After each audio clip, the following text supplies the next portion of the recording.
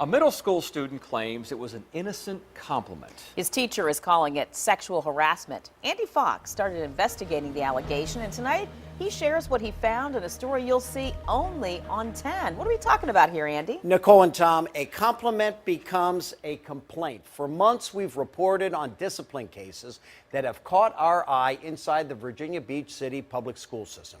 This is one of them. A compliment the school system says went too far, and the student's family who claims the school system went too far.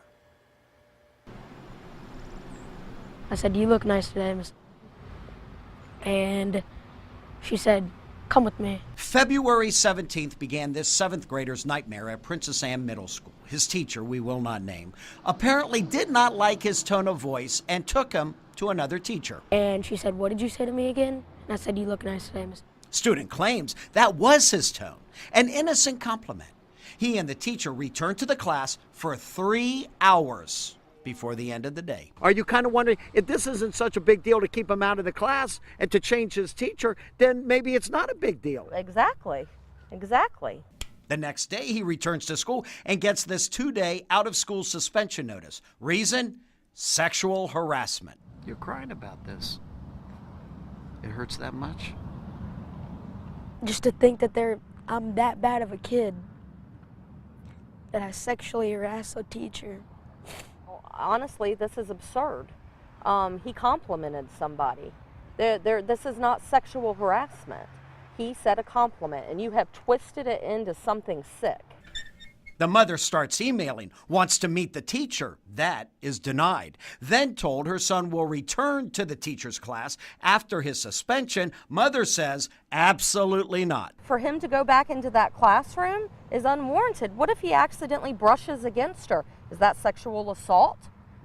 I know that sounds extreme, but they are extreme. She's told alternative arrangements for instruction will not be accommodated. Mother fights that, and 2 days later, he gets a new class, and eventually the school system reclassifies the infraction from sexual harassment to disrespect. The right thing is to take it off of his record, and disrespect is not okay either because his comment was not disrespectful. They have not been told if it will be taken off his record. It's affected me a lot. How? I've changed my cores, I've changed hallways, I've changed lockers, I've changed lunches, and I still see her. Attorney Kevin Martingale represents students like this one before the school board. It throws the school into a tailspin when a kid is yanked out and suspended, and everybody knows that it's really a very weak set of facts.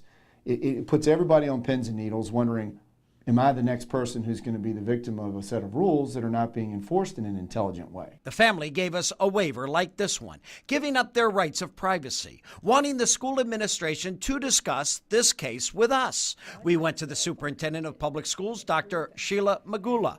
We asked the basic question. Why would you want that child back in her class? Apparently you all did, which raises the question, maybe it wasn't sexual harassment. Yes, I understand that you have a waiver, Mr. Fox. However, it's up to the division with all that we perhaps know to disclose or discuss it at our option. Why are you emotional right now? Just, I'm not that kind of kid. And just the way that they put it, and they make me feel like I'm that kind of kid, but I don't want to be. Now, we wanted to interview the teacher. That request was denied. The student's family calls this another case of Virginia Beach schools lacking common sense and judgment in some discipline cases. The mother is now trying to get an attorney. We've reported on other controversial cases in the city that have gone national. People talking about it across the country. On Monday at 6, I'll sit down with the Virginia Beach School Superintendent and School Board Chairman to ask them about their zero-tolerance policy that's led to confusion and unwanted media attention. I think you will be very surprised by what they had to say when I asked them about zero tolerance. I'll have that story on Monday. I'm Andy Fox, 10 on your side.